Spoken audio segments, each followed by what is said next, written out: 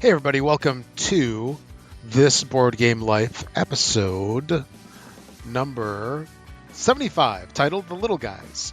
This is a show about games, board games, card games, any kind of games we want to talk about. I'm one of your fine hosts for today. My name is Rob, and with me, as always, I got my good buddy Mark.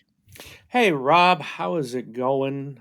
How Super you doing? fantastico. How's it The, hanging? the What's world is up? the world is full of games, It is and too many games. I wish I had more time. More games than ever. I mean, eh, they talk about this a lot, where like every year there's more and more games that come out. Like at Gen Con, like you and I were going through the Gen Con preview, getting our stuff marked. Uh, What we like, what we're interested in, what we gotta have, not interested, etc.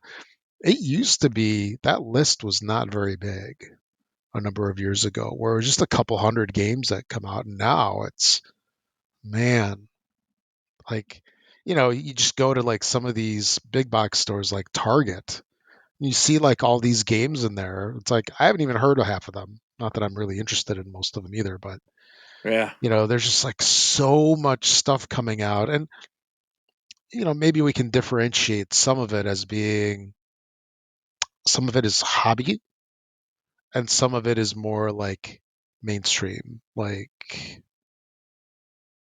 the stuff that big box stores sell. It's like the flash in the pan. It's like, oh, this new game came out. It's got this funky thing that will, lure somebody in to buy it. It's like, oh, because it's cats, or it's a game about butterflies or something like that, and yeah, that's why people buy it. In terms of like our replay value, not maybe it's not necessarily there, but anyway, yeah, there's a lot of stuff that comes out. Some are big games and some are little games, right? We'll talk about those in yeah. a little while. And I'm not saying little to make puns either. I just said it. Anyway, what have you been playing lately?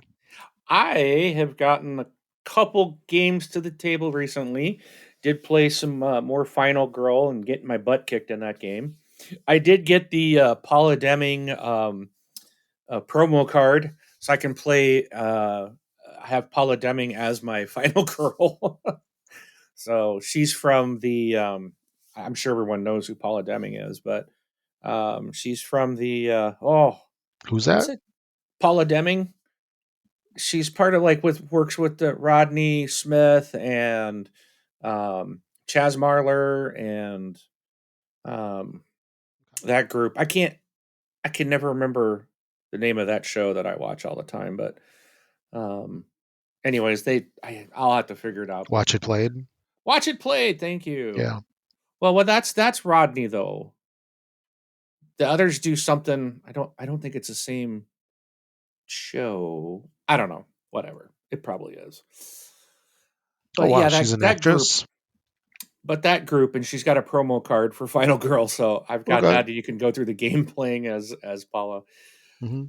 Also picked up Trekking Through History and played that. I really do like these trekking games.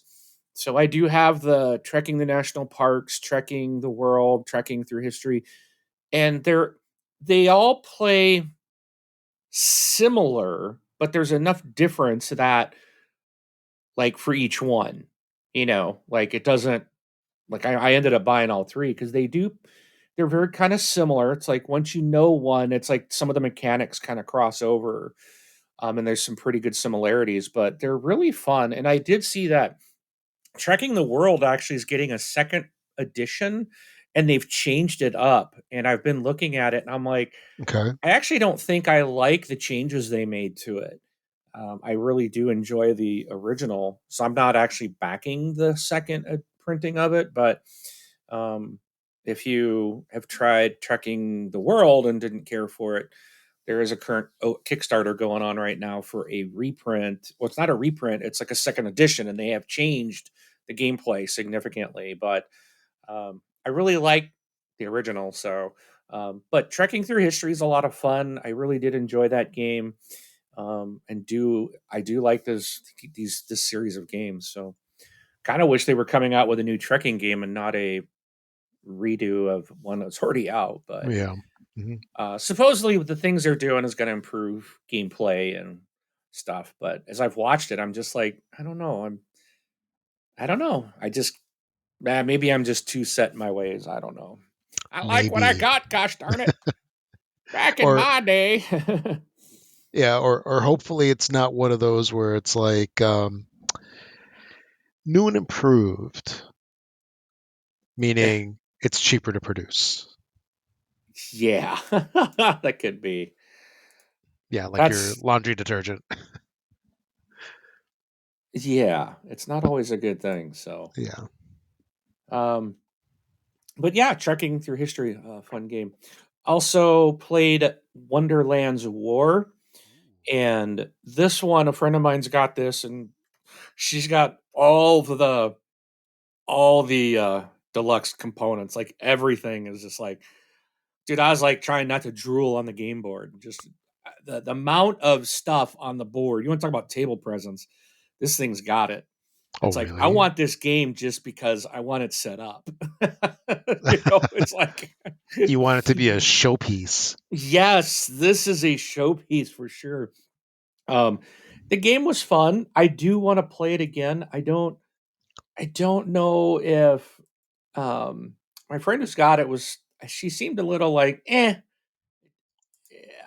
like I don't think she really enjoyed it that much. Like it might not I think she just wanted more out of it. But I'm a simpler gamer too, so I thought it was pretty good. There's a lot of different mechanics. You do kind of have a worker placement. There is a market, if you will, and you're moving your little meeple around, around this table, and you only can go in one direction, but you can go to these little cards to get what benefits you want from various cards, and then you're putting these little chips. So it's also a bag builder and it's a battler, and it's just there's a lot of different components in this game, and it's it's really good. I did like it. The only thing it seemed, and again, it's probably just I only got to play it once, but it seems like there's these powers that your characters can get, and I don't know how often people will be able to get those up. Like there's a lot of different things you can do to your characters, and bonuses, and it just seems like I think it's one of those you're going to have to like select. Am I going to try to get this side and work on these, or go to the other side? I'm not really sure. Only like I said, only played it once, so I would need more time with this one to see how it really plays out. If but I wasn't really successful in gaining much of my abilities, and then I think it might be intended that way, just based on the game length and stuff. This just seems like there's not enough to get all these, so you happen to be very selective on what you're upgrading. Some things will give you bonus points at the end of the game. Some will get you more workers, or some not workers, but I think they called them supporters. So they're like these little people that go out into an area of the board, and you're trying to basically take over and control them, and you can others will put their people there, and you end up battling, and um so it was fun. I really liked it, and it's a beautiful game. Really beautiful game. The bad thing about it is like I want the one she has. I wouldn't want uh the retail version. Why? Because the retail version is not going to have all the deluxe and beautiful components, and it's just I don't want standees. I want miniatures, and you know I bet you the retail version probably has like, and I don't know, because I saw this the full all in. She has everything, and like all of what normally in a retail game you get those little cardboard. Everything is like these little acrylic tiles, like the upgraded ones from Quaxaquedlinburg. It's like those Yeah. types of those types of things in these just really nice bags. Like, I mean, the bags that you were using were just super high quality, and everything was just, it was the nice. And this game is nice. And I don't know if the retail is all in like that, if this was, or not, but I wouldn't want it without all the fancy stuff. I'll tell you that. I do know the game. I think I did see some stuff in the pictures where like you can get there's like they have standees. And it's like, no, I want the miniatures and stuff. So I don't know what the full differences between the versions, but this is one I'd have to have it all, man. No, I get it. So, I get but it because it's there's so let me ask this: were her miniatures painted or no? they were they were not okay. They're not gray. Okay, but they're not. They're each one was like a solid color, but Okay. it was the color, like the main color. Like I was playing as Jabberwocky, so my guy was all like green. But normally, and I've seen pictures in here where like all the miniatures are the same color. They're all that grayish that you're used to, Yeah. And no, hers were a solid color, but they were colored based on the character. So, but they were not pre-painted um, like that. And I don't know if that was. I've seen pictures like these look great.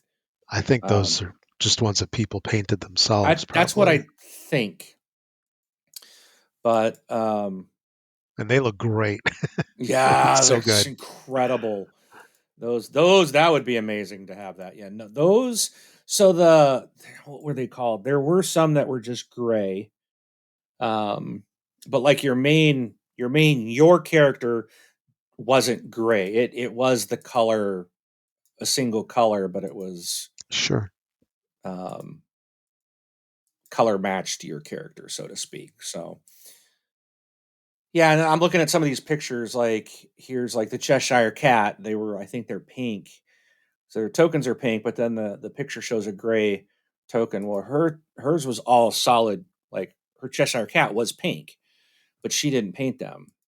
So I think that was probably something she did, probably as part of her upgrade. So, and I could deal with the gray miniatures, but I would definitely would love to have like professionally painted, Oh, like I like get you it. see in Yeah. those pictures, man. Oh, yeah.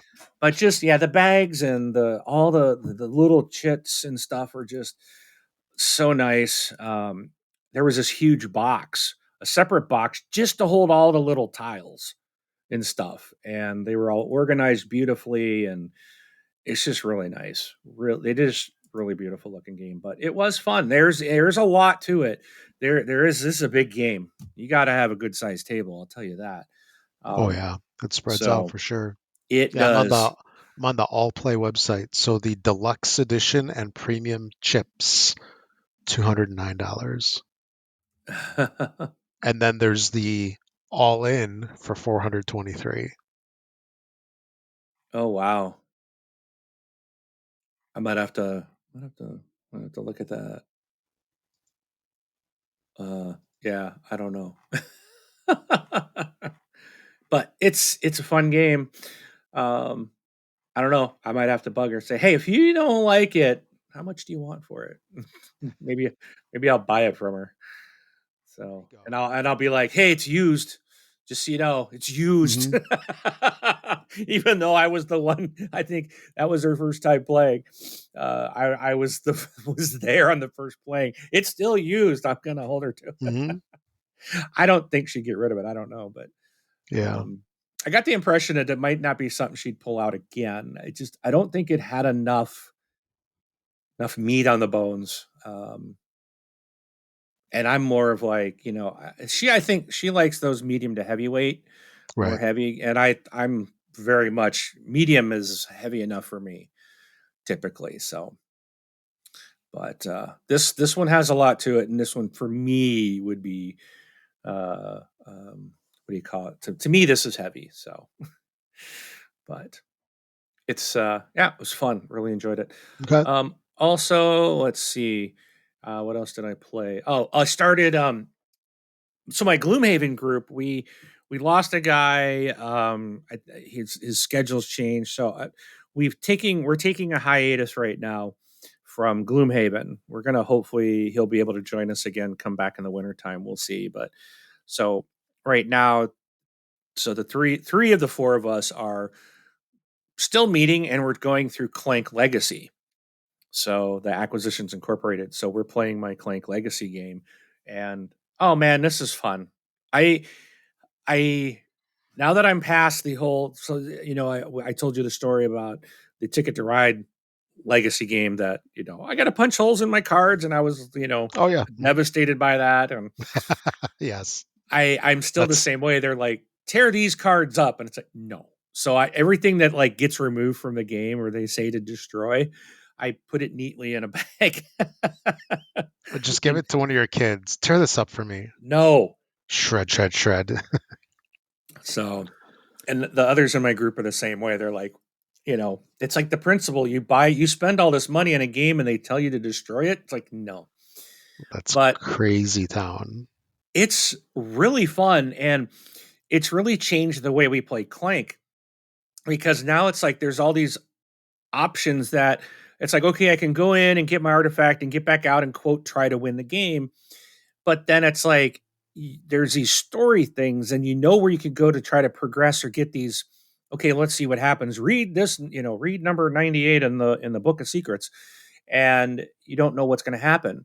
And like the other day, I did something where I got this artifact, and then it was like, oh, take it over here, and I'm like, man, this is worth points. I dare turn it in, or do I just leave and potentially win this game? It's like, nah, I want to see the story. It's like a lot of us are like, well, I think all of us we're trying to like hit these story points because we want to know, because it keeps adding to the game and adding new things to the game, and it's just like, so it's really kind of changed. We're kind of like, okay, we're not just go in, get your stuff, and get out and get as many points. It's like, go in, get your stuff, expand the story, try to stay out as long as you possibly can before someone's a jerk and goes to leave the game, and then that forces everyone else to head out.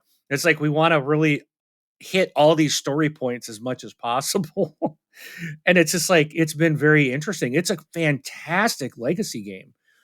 I really really enjoy it.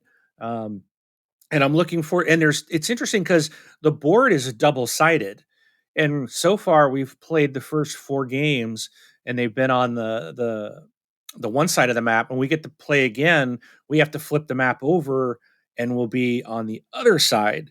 So there's like an overworld and an underworld. So it's like we're going underground, I guess. Next, somehow the story is going to lead us there, and I'm like, it'll be a whole new map. And like, we'll start building out on that one, and there'll be a new story. And I'm like, this is just really cool.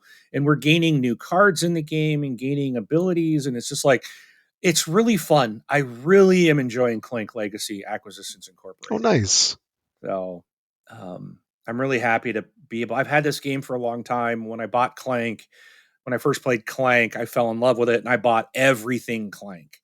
I have everything. And I bought this, and so I've had this thing for well over a year sitting in wrap. Same with Clank in Space. I've never played Clank in Space, but I have it in every expansion. So I need to take that one day just to the game night. Maybe I'll do it tomorrow. I'll take that to game night, see if I can get it played, so I can at least say I've played it.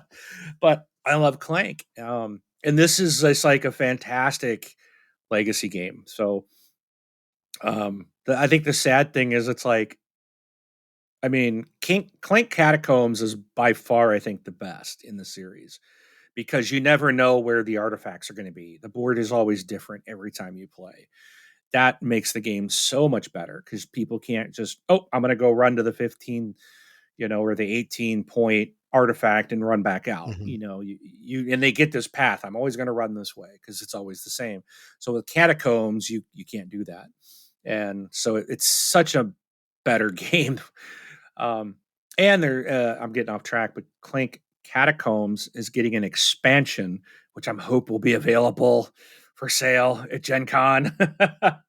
So But yeah, Clank Legacy is fantastic. Also, you and I played some more Draft and Write Records. I got to play more Wyrmspan. We completed, my other group got to complete our Dungeon Saga Origins run. We did that. We're not going to be playing that one again. It was fun, but it's a very, for me, I was playing as like what they call the Overlord. So it was me against the other four. So I was controlling the monsters and reading the dungeons and just, putting stuff out when they go in a room. Here's what's in here. Here's the enemies. And it was fun, but it was kind of like, I wasn't in this to like make their life completely miserable. I want them to get through the game. And I think only once did I actually beat them and they had to replay a level. Um, but I did kill people.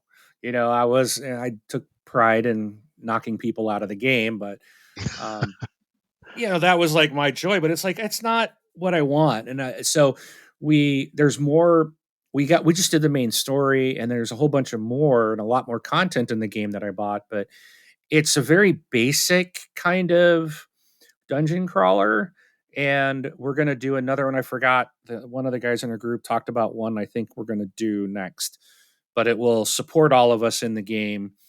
Um, and we can all play together. And I'll be reporting back on that soon. But we're going to do something. But we are going to keep this little group together and do another dungeon crawler. And I'm looking forward to learning a new game. Also, I played The Hunger. This is one I believe it's a Richard Garfield game. You're playing as a vampire going out, trying to get to the it's like this maze. I forgot what it's called.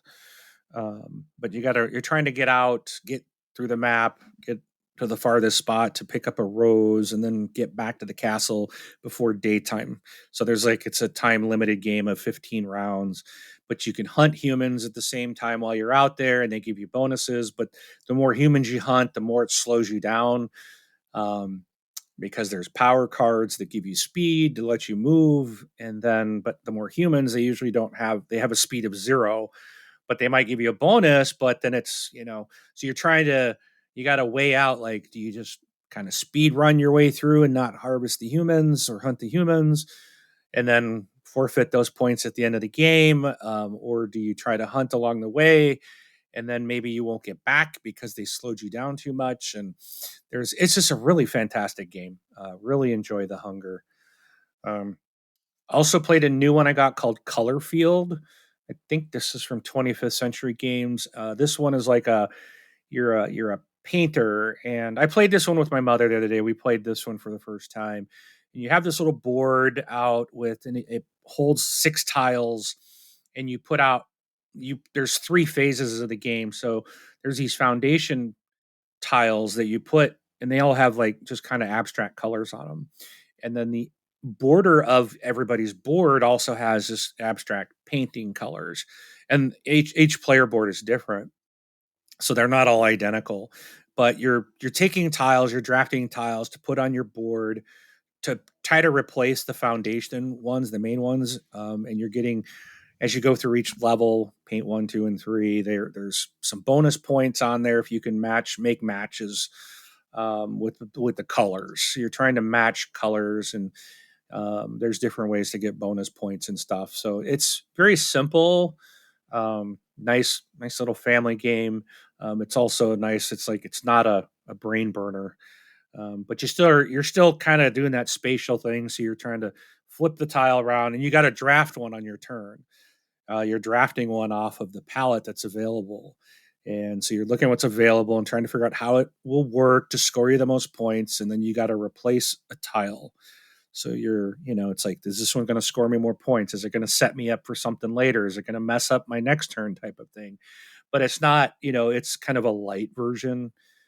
It's not a real heavy game, but it's nice. It was a nice, relaxing, fun little game. Also played Tapple 10. Now, if you remember, Rob, when we were at Gen Con last year, this was one I went to what's it called? The OP? I think that's the name of the developer or the publisher, the OP. We went to their booth Okay. because they were supposed to have Tapple 10, and I really like Tapple. This is a really fun game my family really enjoys, and Tapple 10 was supposed to be out or coming out. Well, they didn't have it. They ended up, I guess it didn't make it.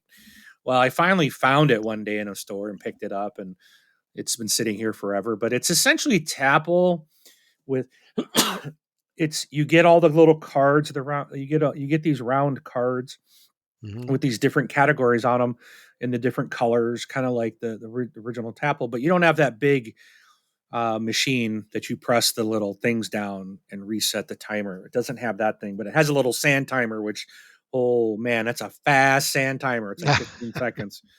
I think it's about 15 seconds. That's about it. Because it was like, it goes quick. But Time Tapple warp. 10 Yeah. is basically you have a timer, which you don't use, but there's 10 different games, 10 different ways to play the game that's in the box. So it's kind of a neat way. Like the first one is like you flip a card over. So you have the whole stack of cards, and one side has a letter from like A to Z, and there's four A's, four B's, four C's. They're all a different color, like black, gray, dark blue, light blue. And then on the other side is four categories, and there's a black, a blue, dark blue, light blue, and a gray, and each one of them has a category or a subject in it. So you flip the first card over. So the topics are up, face up. You flip the top card over, and it has a letter and it's a color. So the object icon, the first way to play is the very first person to name something in that category that starts with that letter gets that tile or that card, and you got to get 10 to win. So that's that one. But then like the next one is like you do it like separately, like it's just me doing it, and I only have 15 seconds to get as many cards doing the same thing, flipping it over and naming something. As soon as you name one, you flip the next. But it's like you got 15 seconds to get as many cards as you can. And then there's another one where you lay out four cards in front of you, and then your opponent flips a card over and gives you the category and the letter, and then you got these four cards you're trying to get. Name one in each, excuse me, of the four categories to get the card in 15 seconds. So it's quick. It's a very fast game. We didn't play all 10 variants of it, but there's a lot of different ways to play.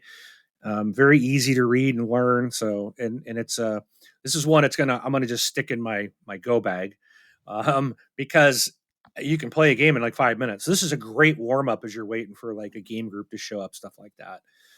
So that was Tapple 10, and then lastly, played the game again, the card game that you introduced me to, and Hmm. got Did you win? got stuck. It was the worst ever. It was terrible. Oh It was no. bad, dude. I don't think we made it through half the cards, Oh wow. Then you and got we got stuck. beat. It was, yeah, it was terrible. So it was bad. It was, but So anyways, that's what I too got bad. played. Too bad you didn't have me there to save the day with my Uh, when superior intellect and gamosity. dude, the way these cards came up, there was no saving Yeah. it. Yeah. Yeah. Sometimes it's really tough like that. Yep. I So get it. Yeah. And, so yeah. For me, I played The Feds. So this is a game that I had gotten on Kickstarter earlier this year, and I was actually looking at it. I'm like, when did I back this? Because I I really didn't remember, and it closed out in January, so I probably backed it back in December. And the interesting thing about this Kickstarter is that it's due, according to Kickstarter, to ship October 2024, and I've and already you got already it in have it. June. Yeah. Nice. So I guess it doesn't mean that everybody's got it. Um, it's published by Dr. Finn's Games, which is based here in the United States. So there could be folks around the world that have yet to receive it. Where it ships locally first, and then maybe Right. across Yep. the world. But yeah, but it's starting to make it into people's hands, and I think I got it sometime last week. early last week because it sat around for a couple of days before I played it. But yeah, this is a game that's released this year, right? I Very can't believe you. current. I can't believe you got it played in after just a couple of days of getting it. Yeah, That's a shock. I know, right? Yeah, so it was released this year. Hopefully, everybody's going to get it before October. Everybody that pledged for it, and I would imagine that it's probably going to hit retail in the next month or two. Might be a Gen Con. We'll see. We'll see. But it's published by Dr. Finn's Games and designed by Dr. Finn himself, Steve Finn. It plays 2 to 4 people. They say the playtime is around 30 to 45 minutes. I guess that depends on player count and how many times that you played it, and ages is 12 and up. How would you really describe this? That's a good question. Well, it's primarily a card game, so everybody's got their own deck of cards. And I was struggling to nail down exactly what kind of style it is. And I don't know if this applies, but I'm going to say it's a card game with area control. And that actually does make sense to my mind. May not make sense to your mind. But how would you, because you've played Smash Up, right? Yeah. How would you describe that mechanic where you're placing cards down in an area and you're looking to get the most control of that area by having the highest number in that I would area? That's call it like area area control. control. Yeah. Yeah, I mean that's what you got to do. I mean, Yeah. you have to have the most. You have to control the area to get it. Yeah, Hmm. I can't think of it any other way. Yeah. So yeah, I'm gonna stick with that. So it's a card game with area control, which to me, those that does not sound like it goes together. But anyway, the basic gist of the game is that there's criminals that have overtaken the city. There's 4 different locations. There's the club, the restaurant, the warehouse, and the docks. So there's 8 criminals in each area. The criminals are all different colors.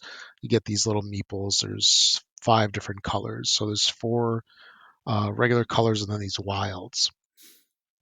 But so these criminals have overrun the city, and um, every player is like a team of feds, whatever that means. It's a team of feds, and you're looking to infiltrate the different areas and to arrest the bad guys, arrest the criminals. Going through, like, what do you get? Real quick, before we dive deeper into the game, it comes in a small box ish. So that goes with the theme of our discussion that we're going to have in a little bit. And the components are actually very good quality. The meeples are very nice quality, very nice paint to them. The cards are really nice, and there's these boards which I wanted to say they're not paper, so they're almost like plastic, or I don't know if they're coated or if they're actually plastic boards themselves. Like you get this board called the Office, which is like your player board that sits in front of you. Yeah, it has a definite feel to it where it's not just like some laminated paper. So very good quality components. I give them all a thumbs up. Color blindness for the most part is pretty good. What I like that they did is on the player cards, there's these little symbols. So there's a couple of different colors, which, you know, they are what they are, but at least you can discern the difference between anything you might have trouble with by looking, look for the star, look for the triangle, look for the different shapes on there, and then you're okay. Um, the one thing that I'd probably knock it for is on the back of your office board is the scoring sheet, and then at the top it's supposed to be the player colors, and to me they don't really match up too well. But it could just be my old, tired, colorblind eyes. But other than that, the game is perfectly fine. I don't anticipate really having any issues with the game other than like the back of that board. Otherwise, it gets a thumbs up. It was very clean to punch out. It was not a whole lot to punch out, maybe like 10 pieces. They came out really clean. It's a pet peeve of mine when you get the tearing edges. Oh, Yeah. that's maddening. And worse yet, if it has a tearing edges and then like one of your kids is punching it out. Oh, no, that's insanity. But That's a you problem for letting your kids punch. That's your yes, own fault. yes. They're like, Dad, let me help. No, no, no, Don't absolutely you dare not. touch. Go to your Or room. so you'll Don't be come out lucky if I until I'm let you done. even play the game. Yeah, yeah. But the insert that comes with it, it's your typical cardboard insert. I call them the split insert, where you uh, get like the raised edge on the top, the raised edge on the bottom, then like the well in the middle. Usually those you can pitch them. They're really just for shipping, so that that the boards don't warp too bad. So uh, not a very useful insert, but it's fine to keep it. Very easy to store, small box. Like I said, the rules are well written.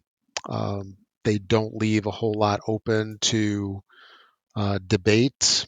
Like some games, you need to look at an FAQ on yeah. BGG or wherever.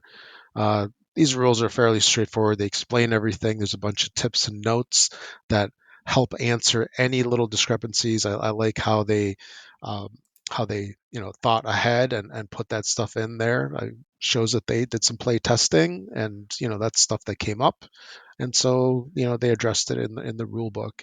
And the artwork in the rule book is actually kind of nice. It's a cool little comic book style art, and I enjoy it. So the rule book, the cards, everything, the artwork on it's really nice. The You know, one thing you know to what, note, Rob? yeah, There's a surefire way to resolve the issue with rule book rules being unsure of what they mean. yeah. You just play with the designer. Oh, there you go. It's as simple as that. Yeah, exactly. That will take care of it. You have the source, and if it never came up before, they will go, here's your answer. Yeah. They'll be the judge. The one thing to note about this game, uh, which is interesting, is that Dr. Finn's Games came out with a game called Gun Runners about 10 years ago. So this is an adaptation of Gun Runners, and it is not the exact same thing. It's similar, and I would say that I would enjoy both of the games. The Feds is different enough where it has a much different feel to it, where I could say that playing both of them is fun. It's Yeah. how some games are an adaptation and they're basically the same thing, just a new skin. Yeah, this game is like fairly different. I'll go into some of the rules and maybe I'll call out some of the differences in there. But going back to the rule book, 12 pages, easy read, nice and colorful. Love the artwork. There's a couple examples of play. Like I said, some tips, notes, things to call out, questions that people might have had. So then, how do you play it? Well, good question. I'm glad you asked, Mark. Uh, you play this game across 7 different rounds. So you have 7 cards in your hand, which are your feds, and they're numbered 1 through 4. So you get 2 1s, 2 2s, 2 3s, and then there's a single 4. 3 of the cards, 1, 2, and 3, have special abilities on them, and the abilities are infiltrate, redeploy, and patrol. And generally, these abilities let you move things around. For example, a redeploy might let you move 2 cards from area to area. Actually, you swap them rather.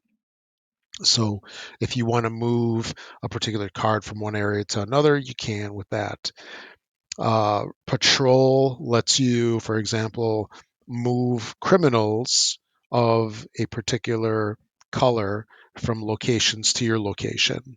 So, like if you want a particular color, you can boost a particular location.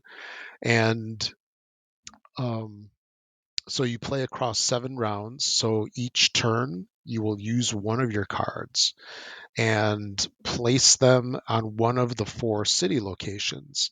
And how this works is as you place your card, so you choose one of the numbers, 1 through 4, and you place it when it's your turn, you place it on your office. Okay, face down. Your office has 4 locations on it. And what I say, the dock, the restaurant, the club, and the warehouse.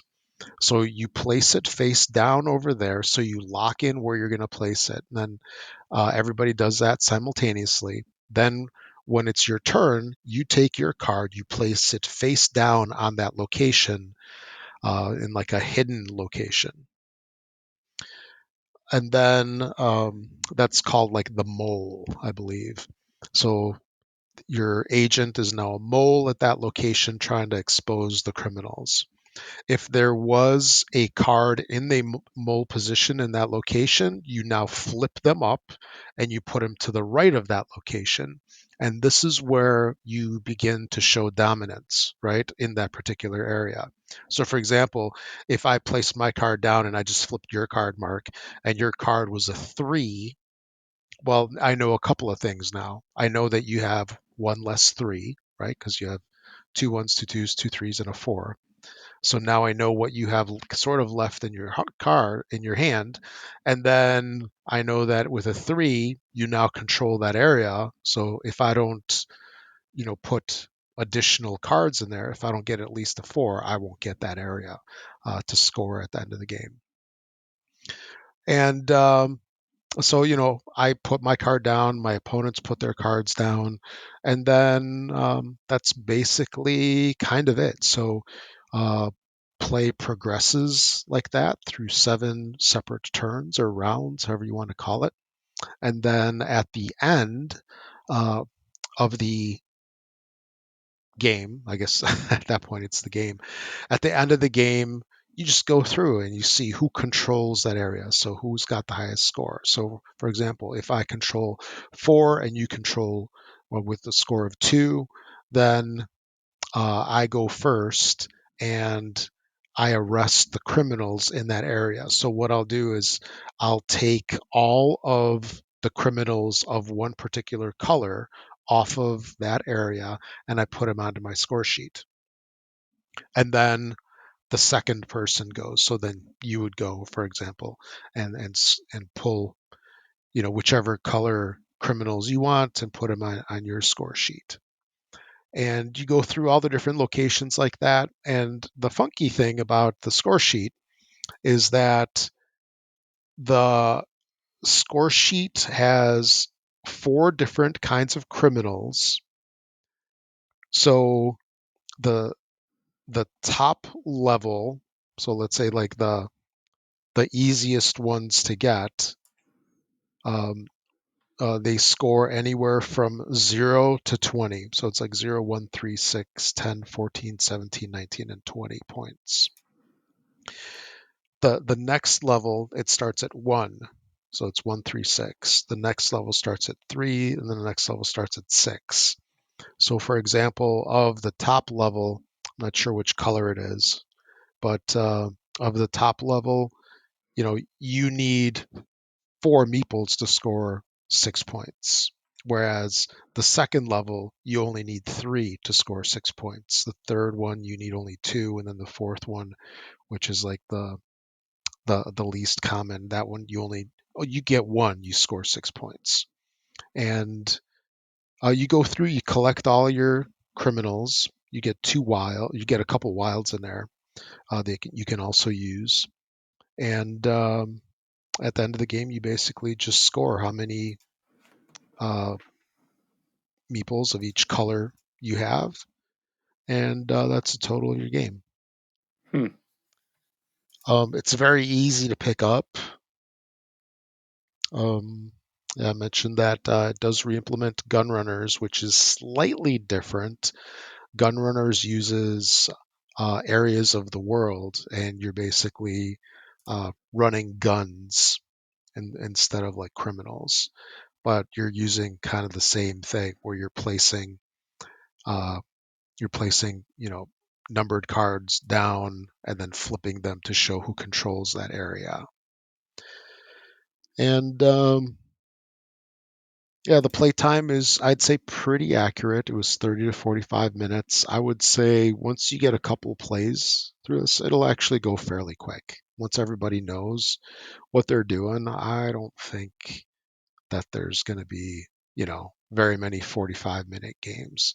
Yeah. However, it does get a little bit thinky towards the end because it's one of those where you're really struggling which location you want to put your car down on, right? It's like, well, I really want to control this area, but I only have these two particular cards, and maybe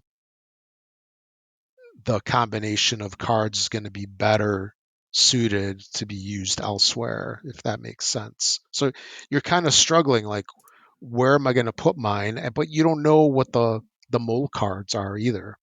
So there's a little bit of a decision struggle there that you get towards the end of the game, where it's like, oh, where do I go? Where do I go? What's my best option?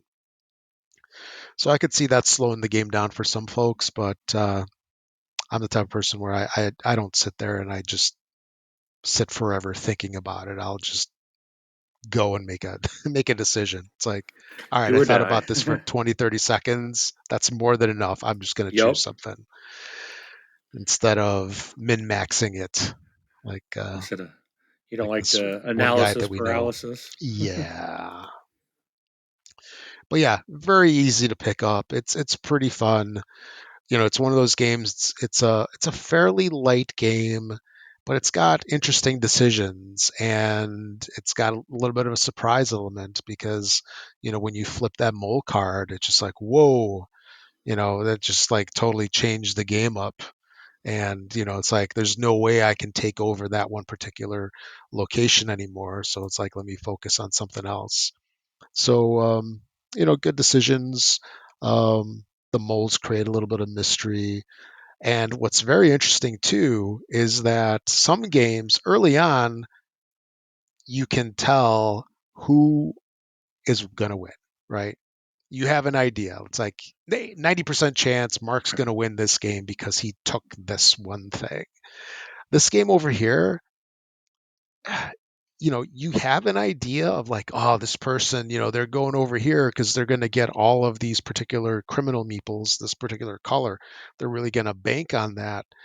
But then you find out once there's a distribution of the criminals, because everybody takes their own and different at different times. It's like you have no idea who's really going to win up until the very end when it's scored. That's when the winner's really decided. And there's the wild meeples. They can make or break you. They absolutely definitely can. So use those wisely and collect them if you can. So again, very fun game. I enjoyed it a whole lot. I enjoyed it as much, if not probably maybe a little bit more than Gun Runners. I do really enjoy both of those games. Definitely recommend it. If you like light games, this is a perfect game to start before your game group gets really going with something like Wonderland War, maybe, and definitely replayable. One last thing to mention is that the game on the game box says it's 2 to 4. This is really, I think, a 3 to 4 person game because what they do is they when you're playing with two people, there's like, we'll call it like a variant. So there's like 2 player rules, which introduce a third player, like a robot, which is a police car. And how that functions is the the third player. So after everybody takes their turn, so after the two people take their turn in a 2 player game, the the police have their own deck of cards, and you flip it up, and then there's a police car meeple uh, on one of the locations. If you flip, let's say uh, two card, you move that police car down two spots. If it's at the lowest location, you go to the top. So it cycles through. Uh-huh. But so you move it down, and then that particular card that you drew, which is a two, then goes in the mole location. So that's the method that the game uses to number one, make the game go quicker, and to add another player, and then also to flip cards through there. So the police car will introduce its own um, mole cards. It will score at the end of the game as well. So it does remove thieves uh, or the criminals from the game, and because of that whole thing, and it works well. Let me just say that it does work well, but because of that, I classify this not as a 2 to 4 player game. It's really a 3 to 4 player game with a variant to play 2 players. Not a gripe or anything like that, just something I thought I'd mention. But yeah, it still does play well at 2 players, just like it does 3 or 4. And that's about it. Thoroughly enjoyed the Feds, and I definitely recommend it. It's um, probably one of my more favorite games from Dr. Finn's games, and he makes such good games. I've enjoyed his games for a very long time. Games like Biblios and a couple others. So definitely give it a thumbs up. That's all I Cool. got. Awesome. So now that I Well, it's talked weird. about You started out by going, "Why did I back this?" Well, because you like Dr. Finn. That's why. yes, yes, yes, I do. But yeah, I mentioned since I just talked about a small box game, let's talk about more small box games. The little guys. The They little never get it. guys, Sometimes they just don't get enough love. the little dudes, The little little dudes. homeboys. Yeah. Yeah, these are, you know, they're good and bad. So small box games are great because they take up such little shelf space. They're so portable, but they're so difficult to store. You just wind up with like a million games on a shelf all stacked on each other, and it's like good luck trying to find anything, right? It's It's like a funny you say two-edged that sword. store so easily, but then in this next breath, you're like, they're a pain to store. They are. They are. I know exactly what you mean. Yeah. The way you said it was really Yeah, funny. because we've all got that one shelf with all the little games, and there's like probably 100 of them on Or that you put one them in a shelf. drawer, or you put. Yeah. Actually, that's where like all my little card games, they go into. I've got that double drawer thing in the Kallax that goes into one of the squares. Yep. So it's 2 drawers, and then I just have them all in there. Yeah. Well, not all are in there. As many as would fit. The rest are in a different location, spread amongst shelves. The An the high undisclosed density, location. the high density game shelves. Yeah. But yeah, so there's a whole lot of really great games that take up very little space, and the complexity range is like all over the place. Some are like really basic, really simple, and then some are like really meaty, and they can challenge you just as much as like a full on board game from a much bigger box. So Yes. Mark and I picked a whole bunch of games that are some of our favorites, and we'll kind of like go through our lists and talk a little bit about each one of them. Yeah, these are in no particular order. Hmm. It's just if you're looking for some small box games, or here's just some of the things some that we really enjoy. And my first one I'm going to talk about is a newer one that came out last year, 2023, and I had kickstarted this one. It's called Dice Cards. It's designed by Tucker Smeeds, published by Car Lords, with the artist is Tristan Rosen. And this game is really cool because it comes with 50 unique cards. So there's 100 cards in the game, and so they're every card's in there twice, but there's 50 different mini games, so to speak, and every player will have 6 cards. So when you're going through it, and you can do like 6 different cards. I usually, if it's a two-player game, in a two-player game, you'll play the same cards. That's why there's 2 of every card in there. But if you have more than 2 players, then you will just deal 6 cards to everyone, and so everyone will have different things they're trying to accomplish.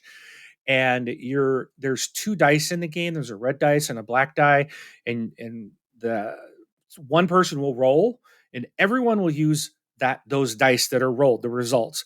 And you will either use the number on the black die, the number on the red die, or you can combine the two. Now, some of the cards will require a black dice or a red dice number. Some cards, they're 6-sided dice. So some cards will be like you need a 12. So then you're going to have to get 2 6s or something. So you're going to have to combine them, but you can only basically take one number. Either one of the die or the combination of the sum of the die. And then you were going to pick one of your 6 cards to mark it off. These are all like dry erase cards. You get a little dry erase marker, and you're going to, and every card's gonna be different. And the little cards tell you how to play. And then on the back side of the card is an example of like a scored one. So it's fantastic for people. Like you can put it in a large group because it's just like, well, how do I play this? We'll flip it over. First of all, that tells you exactly what to do, but you can look it over and see an example of it being played. So it's a great. There's so many different options. There's like, King of the Hill, where your numbers got to keep climbing up this hill. They got to be higher, or then they got to be lower than the one above it. Or, there's so many different types of themes and stuff. And then as you're going along, you might get a ticket. And if you score a ticket, then you track that. And then after, you can use tickets to either like 2 tickets get you a point at the end of the game, or you can use a ticket to alter the dice roll, a number on one of the dice, by altering it up or down by 1, for just you. So it's like that. It's a lot of variety in it, and that's kind of one of the things I really love about it, is that it's just there's a lot of variety, and every time you play, it's something different because there's so many different types of cards. So that is Dice Cards. Okay, my first one, I'm going to lump a whole bunch of games into this because I feel like this whole series is just great. And that's the Oniverse games. There's, I don't know, maybe like 7, 8 of them now. They started with Onirim, and then most recently, oh, I'm looking at the box, but the room's dark, and I'm drawing a blank on the on the name. I need my flashlight. But anyway, it's these games are all fantastic. Highly recommend them, and these are all just very unique card games, and the artwork is very unique. You kind of either like it or you hate it, for what it's worth. But there's so much gameplay in all of these, and Onirim actually has an app on the app stores, so you can play it on your phone, and that is actually almost even better than playing it in real life. Dare I say that? Because Mm. Onirim in particular is Shuffle City. You're shuffling that deck over and over and over and over and over and over and over and over again. If you're not good at shuffling, it kind of sucks. I'm just gonna put that out there. I'm not good at shuffling, so I this is the rare times that I'll actually say that the that the app is a little more interesting. That's purely just because shuffling, but highly recommend this series. I'm sure all you folks have already heard of all these games. And yeah, the Oniverse games. What you got next? All right. Another one I really like is Fuji Flush, and I don't own this one. It's one I need to get, but it's designed by Friedman Freeze. Artist was Harold Lesky, published by 2F Spiel. And it Hmm. looks like a whole bunch of different people published this one, but Yeah, 2F y- Spiel is Friedemann's publishing uh, house. Yeah, oh, okay. they're the Um, legit ones. yeah, and this is a great game if you've got a lot of people, and it supports 3 to 8 players. It takes 10 to 20 minutes max, and basically you're just trying to get rid of your cards, and you join your. Well, I'm going to read the description here. Join forces with fellow players to beat cards played by other players, or independently play the highest card to outdo all your opponents together, flushing their cards down the drain. You're basically yeah. The game consists of number cards number 2 to 20, and the higher the number, the more rare it is. Each player gets 6 cards at the beginning, and then you play one card at a time. And if it is higher than another card currently on the table, the lower cards or cards are discarded, with the players who had played the lower cards must draw a new card. So it's it's it's really like fast and chaotic, and it's really a lot of fun. Again, this is one of those. It's like you can just play as a warm up game, and it's super fun. I highly recommend this one. So I'll go with another 2F Spiel game. It's called Familia. It's a game that came out 14 years ago. It's a two-player game where you have like various monsters and thugs. Did I say monsters? I meant mobsters. Mobsters, thugs, criminals, whatever. And you start off with zero value gangsters and you merge them to increase their level. So, you start off with zeros and then you go to ones and twos and threes and, looking to have like the highest value gang. It's a really fun, light two-player game, plays fairly quickly. And I don't know, you can probably knock a game out in probably 20 minutes, 15, 20 minutes. And yeah, highly recommend this. I would hope it's still available. If it is, definitely worth picking up if you get a chance to play two-player games. And the artwork is kind of funky, like most of the 2F Spiel games, and everything's green, like all the other games. Yeah, But Fuji Flush is the box is green. It's yeah, that's his thing. Everything starts with F, and everything's green, like huh. the designer's hair. Actually, I don't know Yeah. if it's still green, but it was at one time. All right. Well, I'm gonna switch over to the game. This is designed by Steven Bendorf, and published by Nürnberger Spielkarten Verlag, or Pandasaurus Games. There you go, Pandasaurus Games. I My only complaint on this one is I don't like the redesigned artwork of the newer release. The Yeah. one you have is so much nicer and easier to read, and it's like they did the art on the cards, and it's like it's I think it distracts from the game and makes it a little bit harder to. I think Hmm. it adds a challenge to the game, believe it or not, because it just takes away from the numbers. Like that's all you need. It needs to be straightforward, the numbers without all the fancy stuff on it. But So anyways, what you're saying is you like the old school skull. I like the old school. It's a 20-minute game. It's 1 to 5 players, plays best at 3, plays best with Rob. How about that? That's all you need, Rob. Yes. But you start out with these 4 cards. There's 2 that are numbered 1 and 2 that are number 100. And you play those 4 cards out on the table, and then you're going to build off those 4 stacks. So you're going to play from the card. you have two stacks that start at 1, and you're going to build those up to 99. The two cards that are 100 are going to go downward down to 2. And every player has a set amount of cards in their hand, and you have to play 2 cards at a time.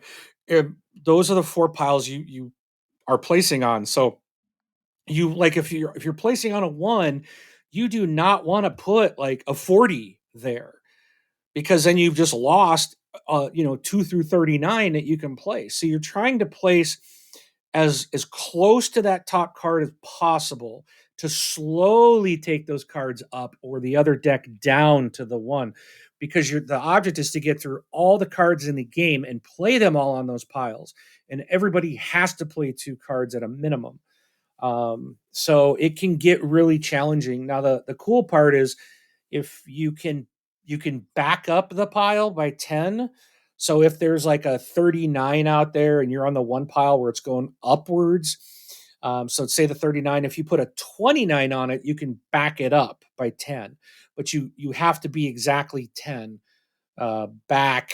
And same with the other pile going the other direction. So you can always back the pile up, but that's not that easy to do. You got to have the right cards at the right time. But it's a lot of fun. I like it when I'm like, oh wait, I have this. I can back up the pile, but maybe you have some numbers that you can place down before and then end up so that you can back it up. There are ways to make that happen, and it's a lot of fun. It's a really good game. Doesn't take that long, but it's not easy, which makes it fun. If it was easy and you won all Yeah, the time, it would be pointless. absolutely. Yeah, the next one for me is the Grizzled. So the original, the Grizzled, came in this really small box, and then they had this follow-up edition that had like a bunch of miniatures in it. That's a much bigger box. So even though there is a much bigger like deluxe version box, I'm still gonna call it a small box game. So it's a this is a difficult game. The gist of it is basically your soldiers in World War One looking to survive. It's a cooperative game, kind of like everybody shares the victory or everybody dies. It's one extreme or the other, but it's a really great game. It was like such a huge hit when it first came out, and there was actually a little bit of craziness about this game because the I believe it was the artist or one of the artists that were on this was actually killed in there was an attack in France. Um, Man, I don't even know how many, like 10 years ago, maybe. There was like I want to say like a shooting in a newspaper, and then unfortunately, the artist was one of the folks that got killed, that lost his life in that. But the game otherwise is really good. Highly recommend it. Um, it's kind of like along the lines of the game where it's easy enough to play, but challenging enough to win that you keep trying. Do you know what I mean? It's not like one Yeah, of those where it's like, oh, this game's impossible. It sucks. I'm never playing it again. right. It keeps you coming back for more, and it definitely does give me that whole like World War One vibe. I mean, they did a great job with it. Highly recommend it. It's definitely on one of my top games lists. So that was the Grizzled. All right. Up next for me, Gloomhaven, Buttons and Bugs. Because if anybody knows, Gloomhaven is not a small box, but Yes. Gloomhaven, Buttons and Bugs. And it's funny because this is a very tiny box, but it's modeled and designed after the main box. So it's like it's in that it looks like the daddy box, but it's just really tiny. And it's basically taking the Gloomhaven little story. You got it's cards and these little tiny miniatures and cubes, and you're basically playing a story of Gloomhaven, single player, uh, with cards, and it's got some little health dials and things like that in it. But if you wanted to know what Gloomhaven was like, you can play a single player version in a tiny, tiny little box. They call it Gloomhaven in the palm of your hand. This was designed by Joe Klipfel and Nikki Valens, and published by Cephalofair Games. And this should be, I know that they're still shipping this to some parts of the world. I would imagine it would be in stores soon, if not already, but it should be getting really close, I think, to stores. But yeah, this is definitely a small box game. This is another one that, like you said, Rob, it's hard, but Gloomhaven is kind of like that too. It's not designed to be an easy, quick affair, but it's something that will, it'll keep your interest peaked. It's challenging. It's not difficult, but it is challenging. So, which can be fun. Okay.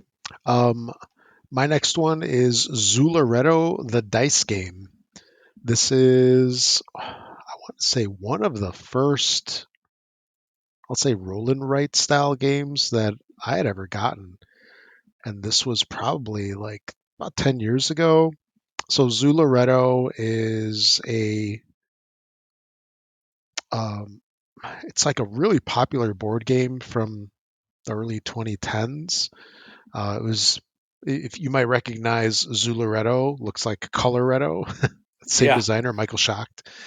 And it took some of the same mechanics. I forgot which one came first. I want to say Zularetto came first, and then he made Coloretto from some of the mechanics of Zularetto, or the other way around.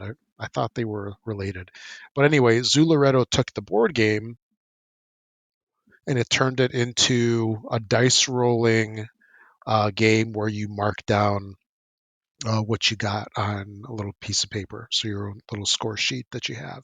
Really fun little game. You can teach this to anybody.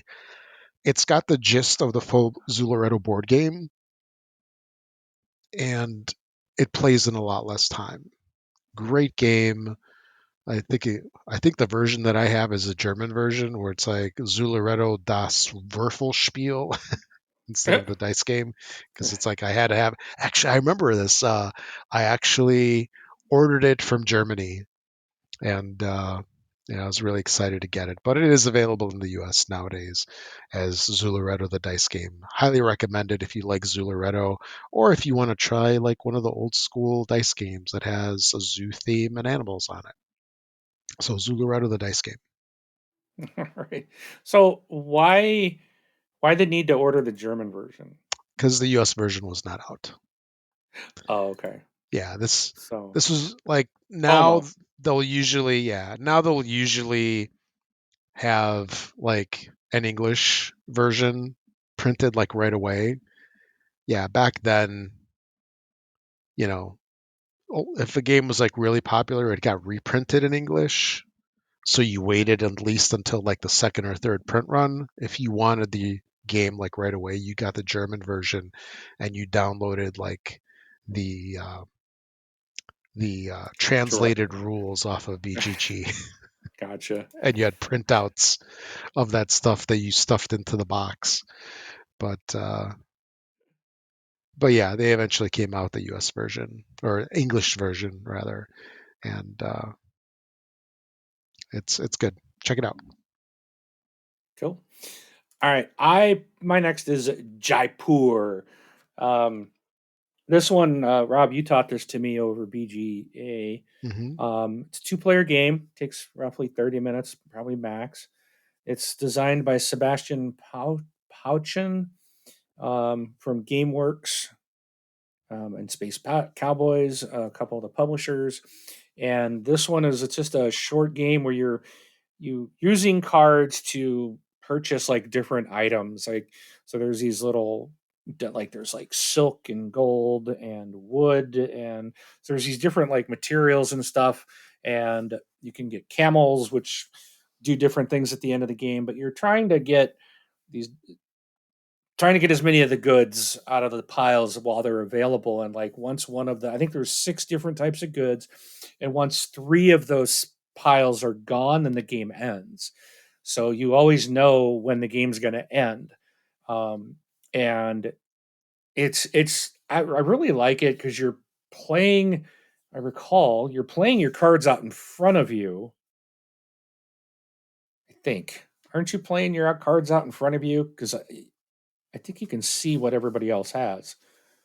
Yeah, I'm you got trying to remember. It's been a little bit. the Um, camels. Yeah, yeah, the and so camels and the chips.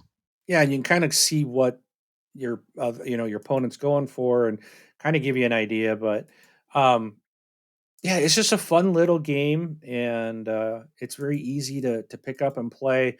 Again, it's a really good warm up or a palate cleanser between large games, something like that. So that is Jaipur.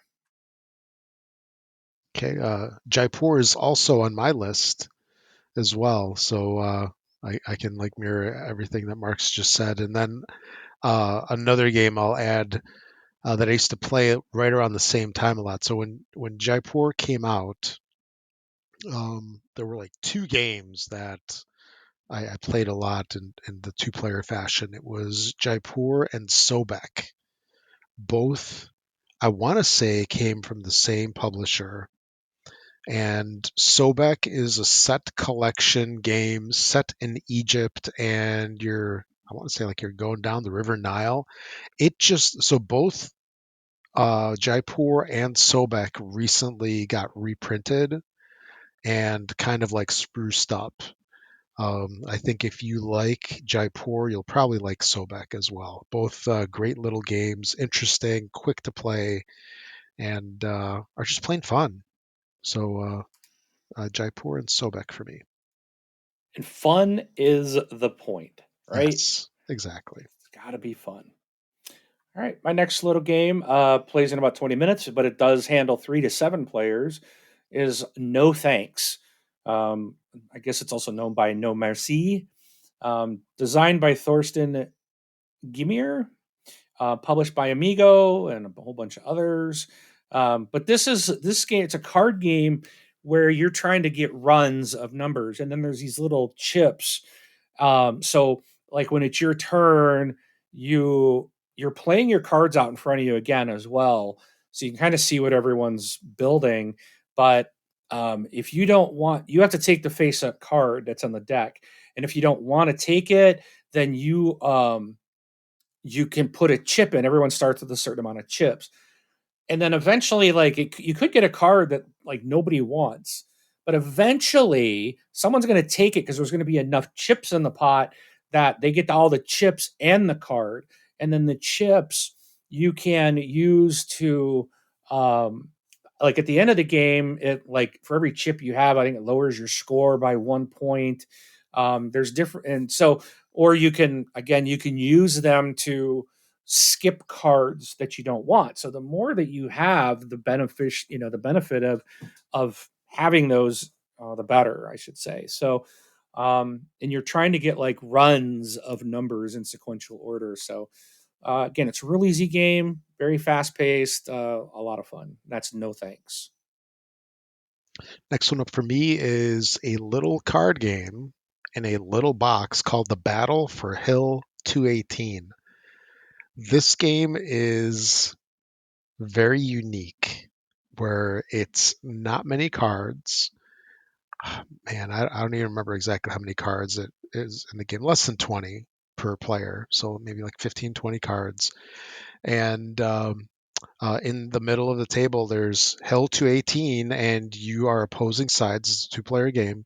You're opposing sides looking to dominate your opponent's base, essentially. So you're playing different cards. There's like infantry cards, well, actually, here I just looked it up. There's 24 cards in each player's deck. So there's 7 infantry, 5 heavy weapon, 3 tanks, 3 artillery, 3 paratroopers, and 2 airstrikes.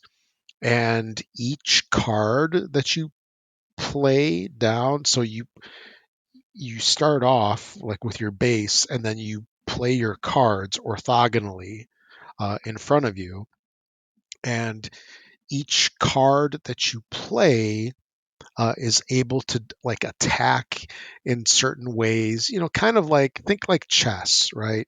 The knight can't attack anything next to it, but it can attack something like 2 down and 1 over, or like certain might go diagonal, like kind of along the same lines.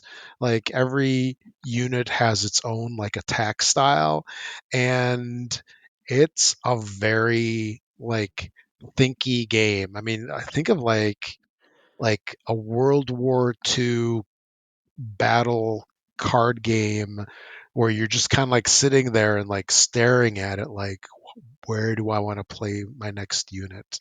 How is it going to be exposed? How can it get taken out? How can the opponent, you know, attack me where I can't come back from it? And every time on your turn, you play 2 cards and you draw 2 cards. You start with out of your full deck, you start off with a hand of 5. You play 2 and you draw 2. So you're limited to choosing 2 cards out of 5 every turn. And it's a great game. It's like when you first look at it, you're like, this game, doesn't look like much, but it it's a game that like hasn't been like super popular, but everybody that plays it loves it, which Uh, is kind of weird. Probably because it doesn't have miniatures, it doesn't have a fancy box. It's just a little card game in a little like sleeved, you know, card game, little card box. Highly recommend it. I know they've done a bunch of printings of it, and it's cheap. It's got to be really cheap. uh, Well, it's maybe it's out of print, and so it's not cheap anymore. But yeah. yeah, highly recommended. That's the Battle for Hell 218.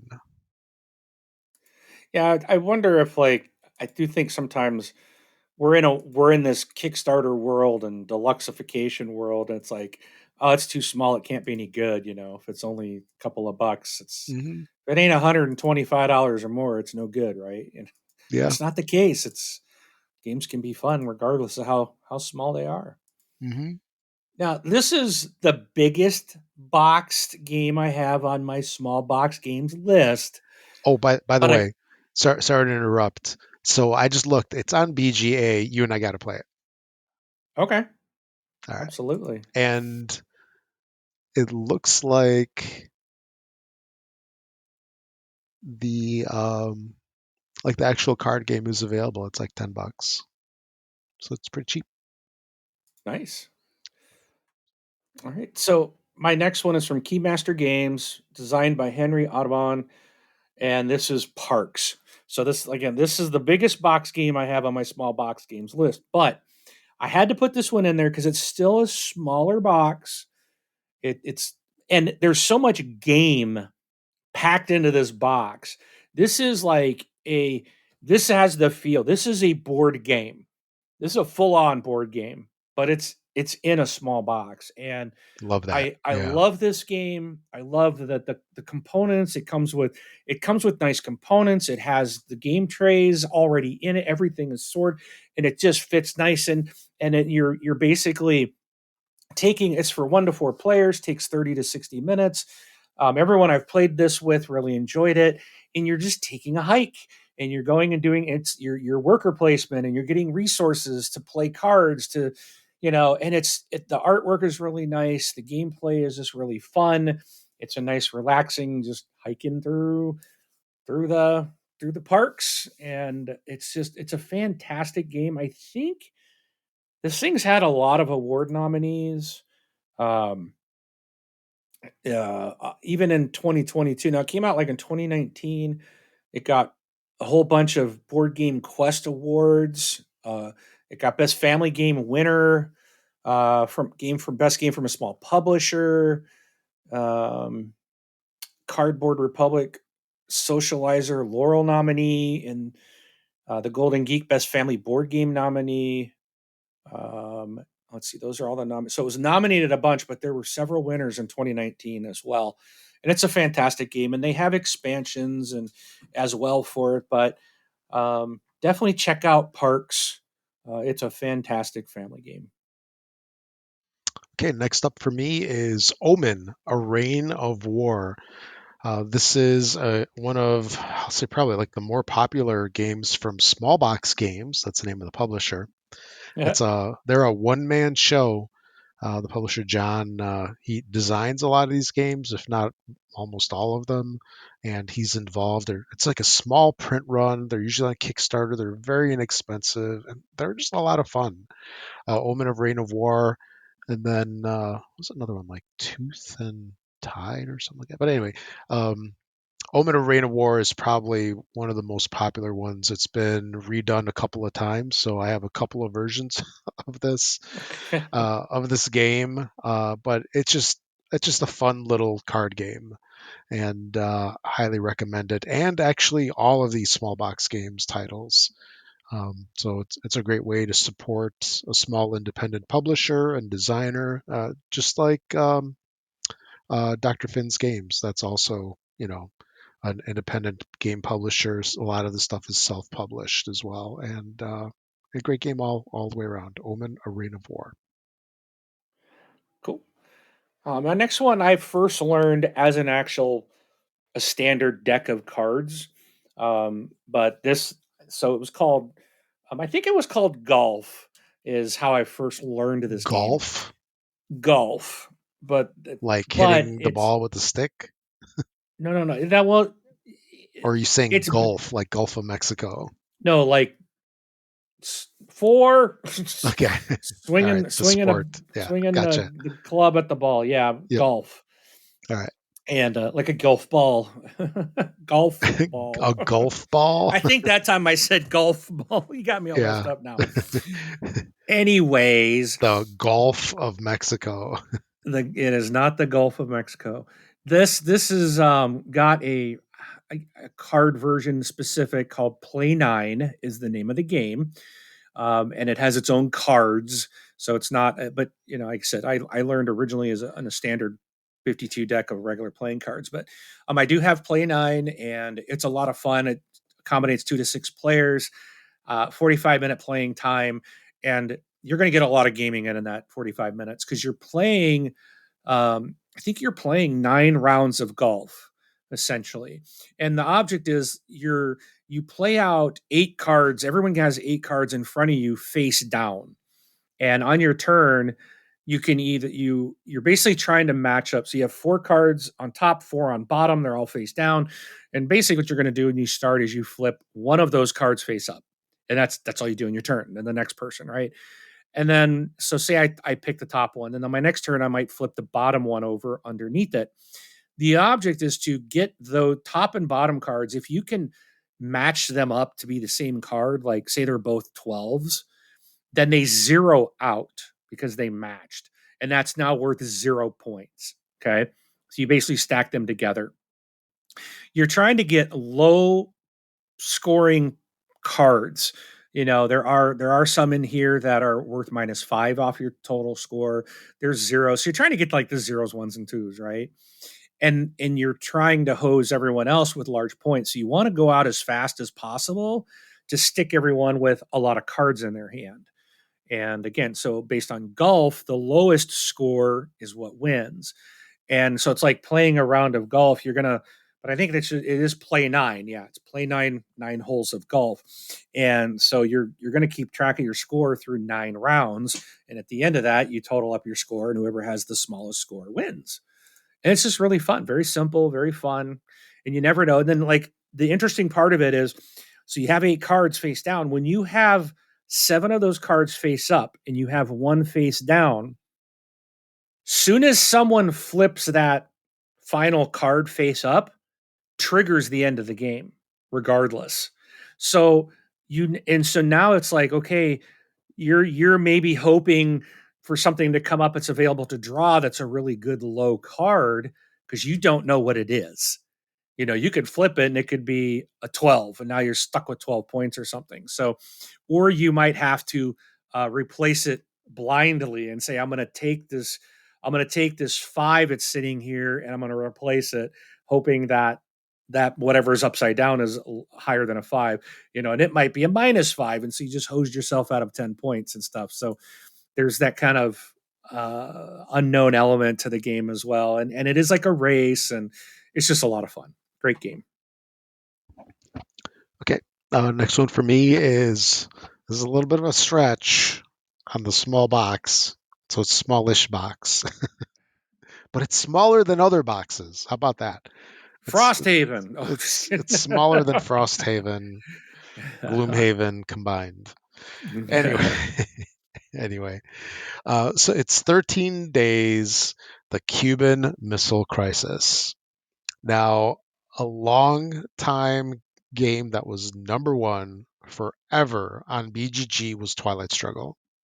This was like the holy grail game. Everybody loved it. It was like, Cold War, you know, Soviets versus the US, going through Cold War all the way up until like the 80s and stuff.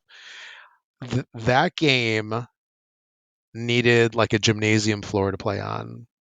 It was a very long game. It was like the gamer's game. It required commitment because it was hours to play this game. And 13 days, the Cuban Missile Crisis turned out to be what was called as Twilight Struggle in less than an hour. This is how everybody talked and compared it to. And very good game. If you're unfamiliar with Twilight Struggle, you need to find out about it. it's it's just a fantastic game. And then this is a much more palatable game. It plays a lot quicker, takes up a lot less space on table presence. And I have heard that there is a new version of Twilight Struggle called the Red Sea, Twilight Struggle Red Sea, or something like that, that is supposed to be truly Twilight Struggle in less than an hour because it is Twilight Struggle versus a game like Twilight Struggle. That one is supposed to be, compared to this game, but again, that's a much bigger game altogether. But 13 Days Cuban Missile Crisis, definitely worth checking out. It is a very tense game, plays in less than an hour. I think they rate it at 45 minutes. It's a two-player game. You're trying to push how much prestige you can, you know, get and, work on escalating the crisis to global thermonuclear war. Mhm. Great game. Definitely check it out. 13 Days Cuban Missile Crisis. Cool. All right. Next one for me is Point Salad from Oh, AEG, yeah. Good one. designed by Molly Johnson, Robert Melvin, and Sean Stankwich. Super fun, 2 to 6 players, 15 to 30 minutes tops. Very easy game. I've taught this to people a lot of times, and everyone all really enjoys it. It's a great game, and you're drafting cards. You're just drafting vegetables, or you're drafting a way to score your vegetables. So on your turn, you're either picking up 1 point card, which says collect this combination of vegetables to score, in a certain combination or whatnot, or you're selecting two of the vegetables that are on the market. So you're deciding to, like, you got to have a way to score. So at some point, you're going to have to grab non-vegetables, so to speak, so that you can score those vegetables. And then you're seeing how everything's played out in front of everybody. You're seeing what everybody else has. You're seeing what people are going for. So, your plans might change midway because it's like, oh, I was going for peppers and the jerk next to me is taking all the peppers. So it's the game can actually change as you go, based on what people are grabbing at different times in the game. It's a lot of fun, getting quick paced, and that's Point Salad. My next one is a classic game from Dr. Reiner Knizia called Battle Line. This is a game comes in a smallish box. This game came out 24 years ago, so it's very old, and it actually re-implemented a game called Schottentotten, which came out in 1999. So Schottentotten came out in 1999 and then was redone as Battle Line for GMT. That's the publisher that did it.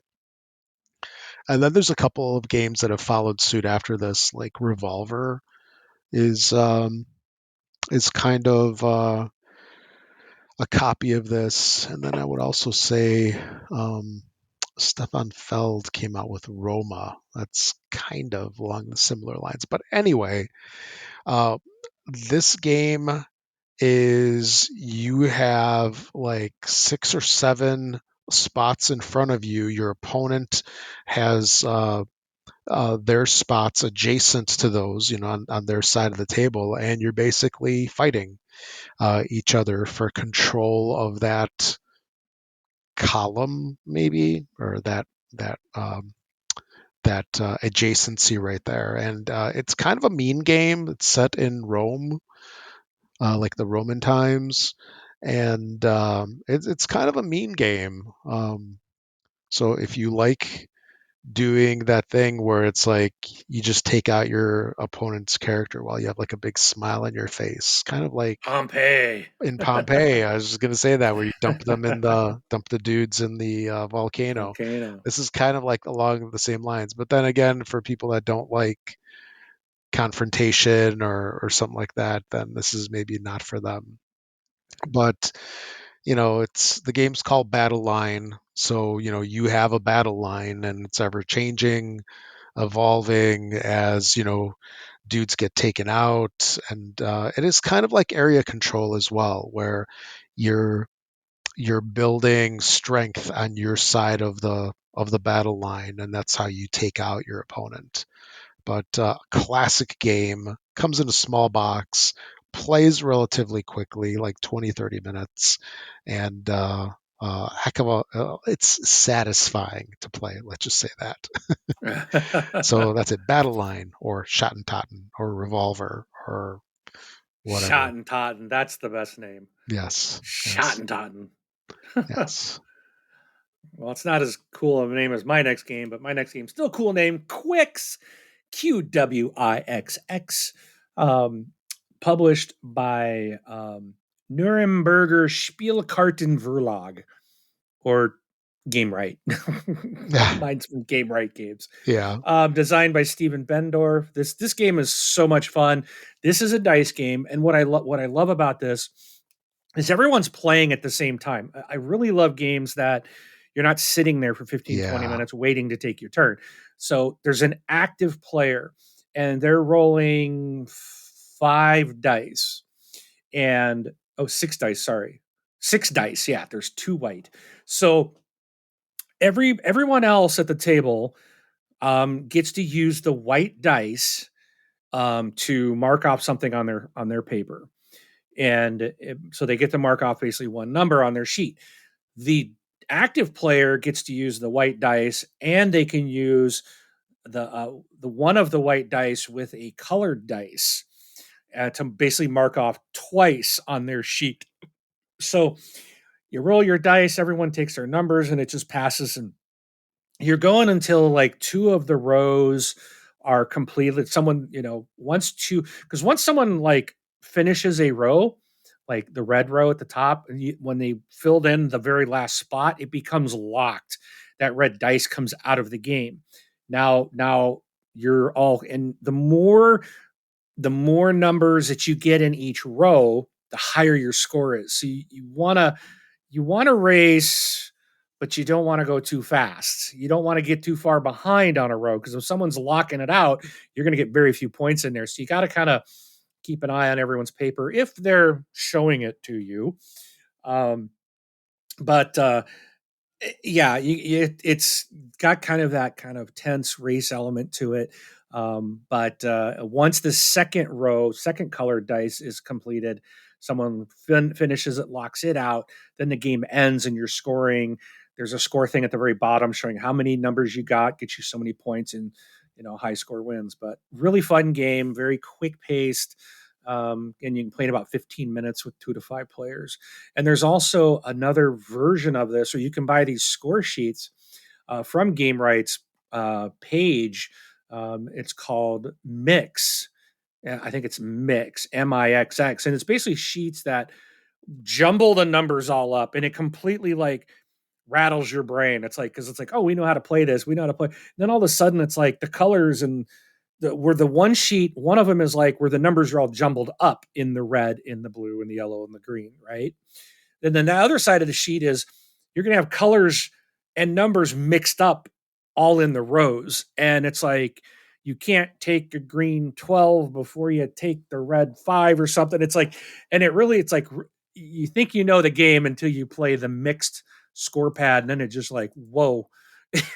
It's just like, it really messes with your head. It's really a fun expansion, so to speak, for that game. Okay. My next one is another 2F Spiel game called Friday, and here you are, stuck on a deserted island, looking to try to get yourself off. Think of what Marco Polo and Friday, like the shipwrecked deserted isle, not Gilligan's Island. If you're thinking that, no, that's the wrong one. No, no, Yeah. no, I'm not. Are you thinking Wilson? Nope. We'll talk No. later. Okay. Anyway, so Friday is a single player game with an unusually shaped cards. So think of like a normal card deck that's a little thinner but a little taller. So good luck finding sleeves for them. Although who knows, they might Oh, I hate exist. that. Yeah, and it's extremely difficult. At least it is for me. I would read online on BGG, "Oh, this game's so easy. I win every time," and I'm like, I have never won. Not even once. I've come close. There's a trick to the game which I apparently have not caught on to, but it doesn't stop me from trying. There's also an app version of this game that's a little bit easier to play, right? Because if you're shuffling challenged like I am, then you know that's your jam. But Friday's a great game, single player, and I don't know how long it would take to. Well, for me, I can probably lose the game in less than 10 minutes. For what that's worth, people might be able to win it in 15. But yeah, you're basically trying to build up your card deck across what, 3 different rounds or 3 shuffles, and beat the pirate ships, the pirate attack, and then get off the island. Definitely a good game from Freedom on Freeze and 2F Spiel. That's Friday. Okay. My next is Sea Salt and Paper, from Bruno Cathala and Theo Revere, published by Bombix. This is a really fun game that has some really neat art. The artist was Lucien Durain and Pierre Yves Gallard. So I'm so bad with these names. But you are, depending on how many players you have, determines what your score you're trying to reach, what will end the game. But you guys, everyone's playing and you're getting cards. You can place some cards in front of you that they're called duos. And so it's like you play 2 fish card out in front of you, and then you get a certain bonus for playing the 2 fish. Like it might be take a card off the draw deck, or steal a card from a neighbor, or get another play, get to go again, type of thing. But when you're playing those, you're revealing points that you have. So it's the risk reward kind of, I'm going to get this reward, but I'm showing, putting points out in front of me. Once anybody has 7 points in their hands, they can call for an end at any time. They can stop the game, and then you score up. And there's 2 ways. It's interesting because you can actually say, like, like stop. I think it's stop, which means everything stops right there and you score. Or you can, I think the person can say last chance, and then all the other players get one more play. And if you're doing last chance, then you are basically gambling that you have more points in your hand than anybody else. And if you don't, then you only score your color bonus and not your points in your hand at all. So it's a big risk. But if you do have more points than everyone else does, then you score like your color bonus and your points, and you can, gain extra points by doing that. So, but the game will end like, depending on the number of players, at 30, 35, or 40 points. Um, and again, you're trying to kind of keep your score hidden, but if you want those bonuses, you're playing stuff out. So, and then there's a mechanic where there's 4 mermaid cards in the deck. And if anyone ever gets all 4 mermaid cards, they automatically win the entire game. But I guess it's extremely hard to get that, almost impossible, they say. But does exist. So if you see someone grabbing up mermaid cards, you might want to pay attention. All Okay, next right. up for me is a game called Port Royal or Port Royale, depending on which printing you have. There's also a big box version, which we're not including because this is small box land here. But That's right. Port Royal is it's a fun little card game, very much push your luck style of card game, where you're I don't know what time this would be. It's in the age of like the wooden sailing ships, whenever that is, and you're basically um, pulling cards, turning them face up, trying not to bust.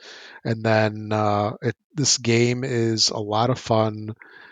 You can collect characters with various levels, ships that let you draw extra cards when you're pressing your luck. It's just a lot of fun. It's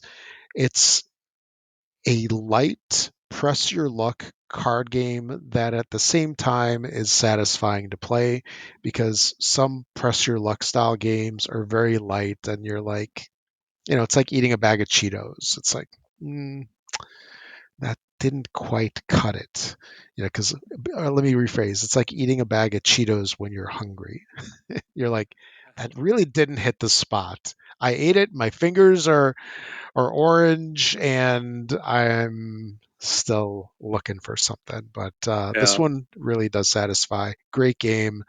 It can take a little while to play. I wouldn't be surprised if a lot of games are over an hour, but it's definitely good stuff. So that's Port Royal. Highly recommend it. And there's a big box version of this game, which comes with a bunch of expansions. But I have the big box, and every time I play it, I just play with the regular rules. I don't play with the extra stuff. So if you can only find the regular version, that by all means is maybe the superior version because it's a lot smaller and you can fit more Yeah. games on yourself then. But yeah, that's Yeah. Port Royal. Highly recommend it.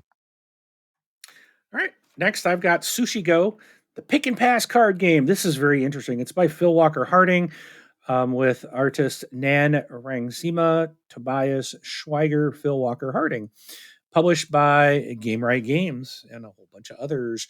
But this is one where everyone, I think it's 7 cards, I believe, and you take a card and then you pass your hand to the player to your right. And you just keep doing that. Every time someone passes you cards, you take one card and you pass it on, and you're trying to get like sets of things.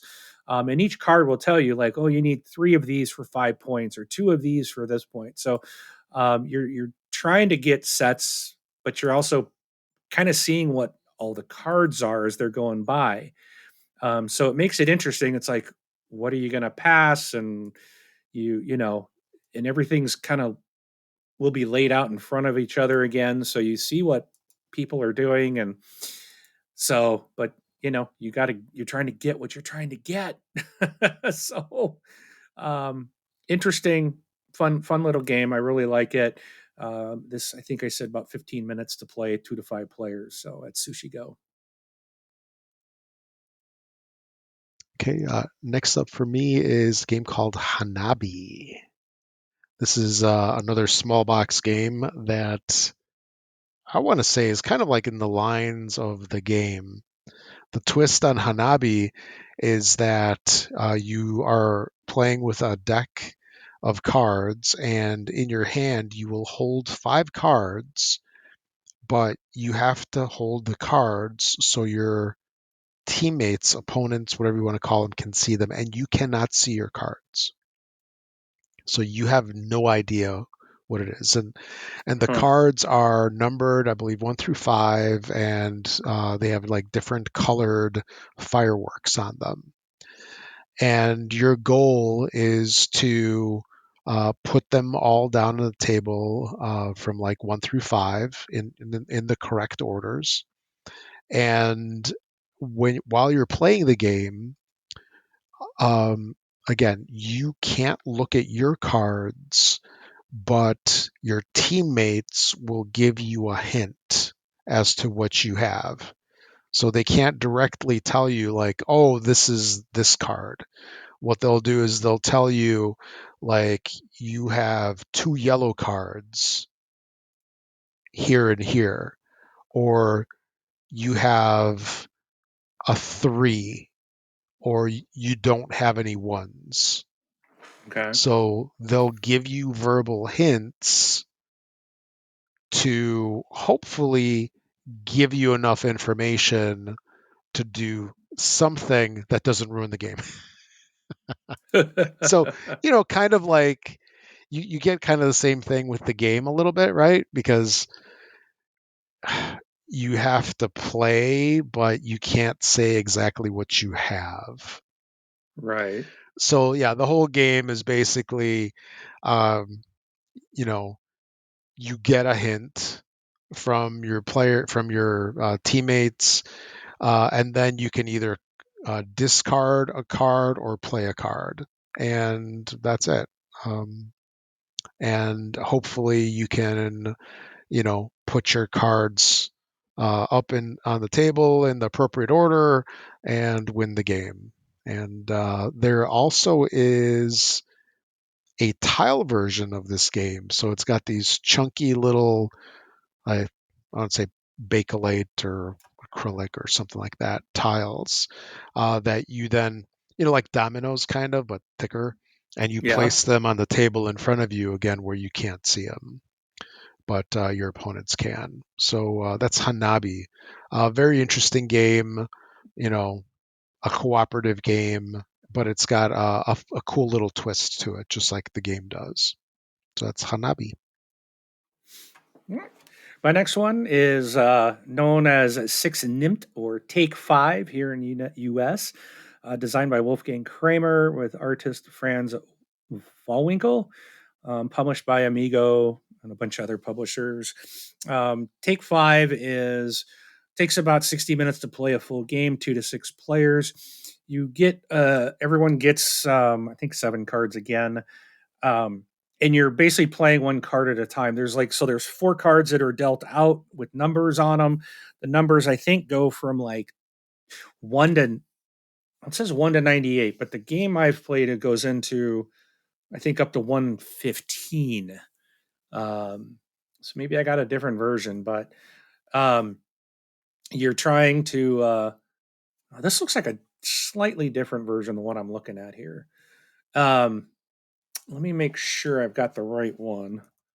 Teak 5 because mine goes to like here's the one. Let me select this one. Yeah, it's still the same designer, published by Amigo, but this one says 1 to 104. Maybe it was, yeah, I think it's right. 104 sounds right. I know we went into the hundreds. So, but you have like 4 piles out, and you have to put a number like higher than the one that's there. If you don't have a card in your hand that's like higher and it's actually lower, you end up taking like the row of cards up, and or so you have to basically pick a row of cards to take. And if you end up taking the 6th card, then you're gonna, or if you play the sixth card in the row, then you're taking like all five cards that are there, and the cards will have various these bulls, pictures of bulls on them, and like the more bullheads that are on there, that's how many points that card is worth. So the points I have nothing really to do with the number on the card; it has to do with the amount of the bullheads on there. So, and there's some that have quite a few, and some, most of them have like one, but you get a big hand of those, and they add up. So, and then you're trying to get to um, it will end when someone gets a score greater than 74. After finishing 10 rounds, you will tally your score and see whether the game ends. Um, when this happens, yeah, whoever has the fewest points wins. So the first person to hit anything greater than 74 triggers the end of the game. So you could go less than 10 rounds, depending on how poorly someone might be doing.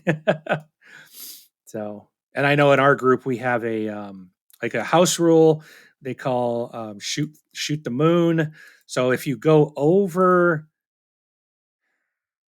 I want to say if you go over 60, then I think it's 60. Then if you can get like to 100, so you're trying to get like 40 points in the next round or something to that effect, then you basically reset back to zero, and it's like really hard to do. But I've seen it once done in our group where someone did actually shoot the moon. So just a nice little variant we play in our group. Mhm. So, but that is sixth nymph or take five. Okay, my next one is Space Hulk Death Angel. So this is a small little card game set in the Space Hulk like Warhammer style universe, and it's another game that is like impossible to win for me.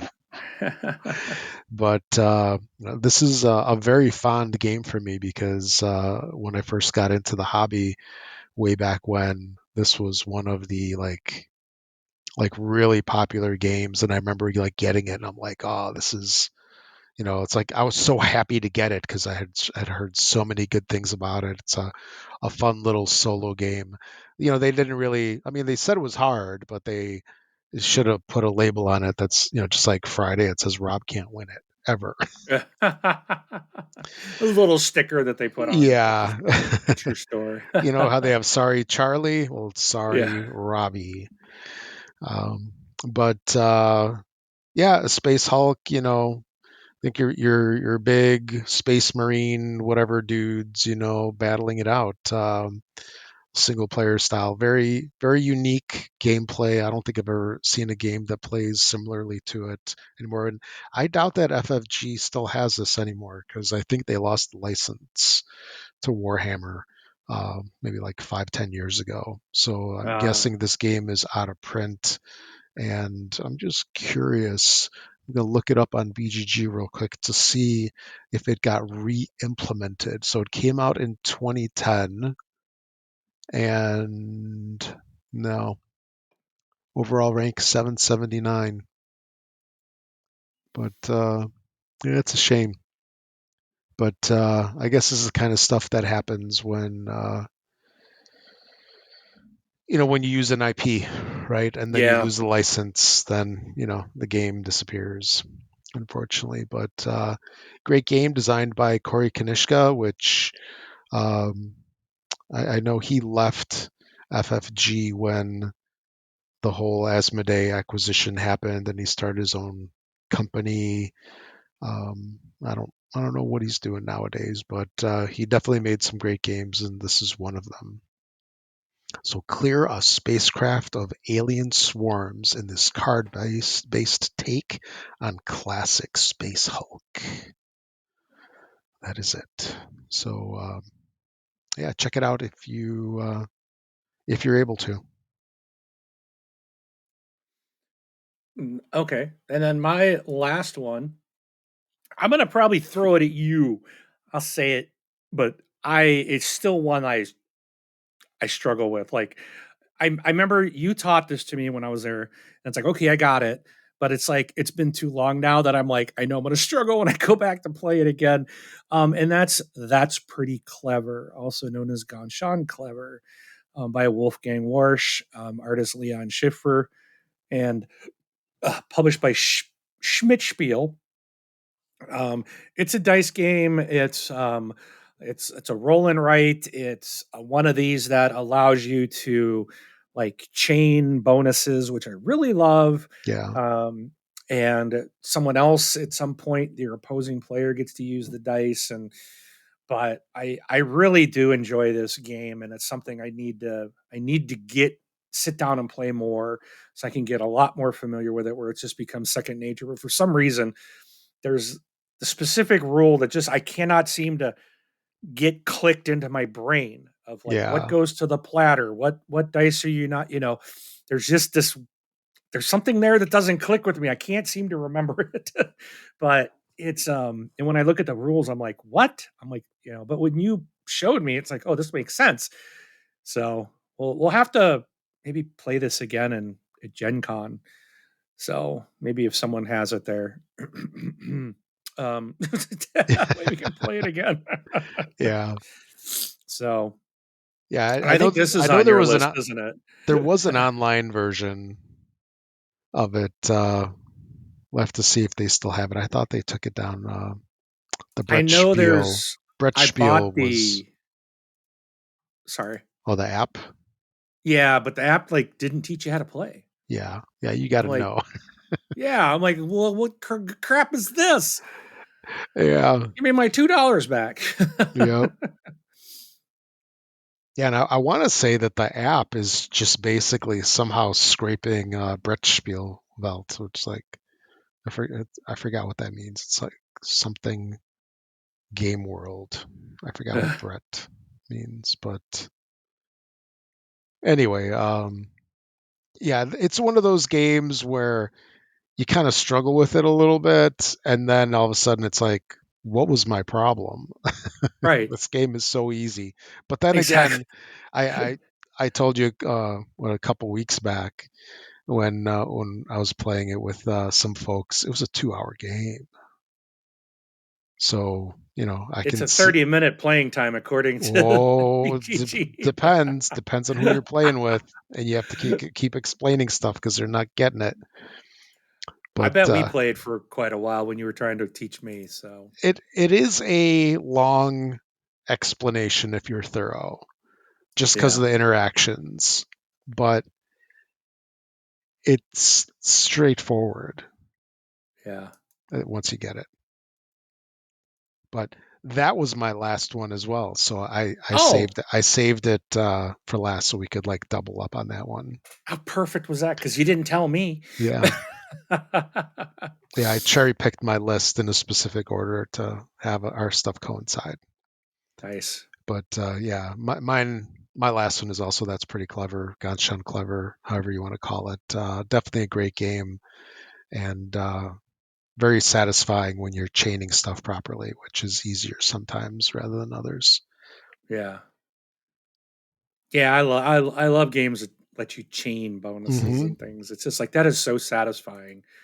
Ooh, I get to do that. Oh, and that gives me that. It's just like it's just that like, oh yeah, like that just burst of excitement that you get to keep going. Yep. I love that. Yeah, just So like draft and write records. yep. Is that it's? I can never remember Yep. that name. Draft and write records, yeah. Yeah. So yeah, that's our short list. That was a big list of Yeah, small games. it was. It definitely And there's was. so many more we could add. That's the thing. Oh yeah. Just as we were talking, I was thinking like, oh, I should add this, or we should have added that, or Yeah. should have mentioned this. But it's like, okay, we'd be here forever. Oh yeah. Absolutely. Oh, So I know we're on a time limit here, so we should probably take it out. You got anything else you yep. want to add before we close it out? No, wow, we're over 2 hours. No, I'm good. Okay. Awesome. All right, everybody. Thanks for listening to episode 75. The what did we call it? The little The guys. little That's guys. not us. That's the boxes. But thanks for listening. We'll catch you all in 2 weeks with episode 76. I'm Rob, and see you at the table. I'm Mark. Catch you later.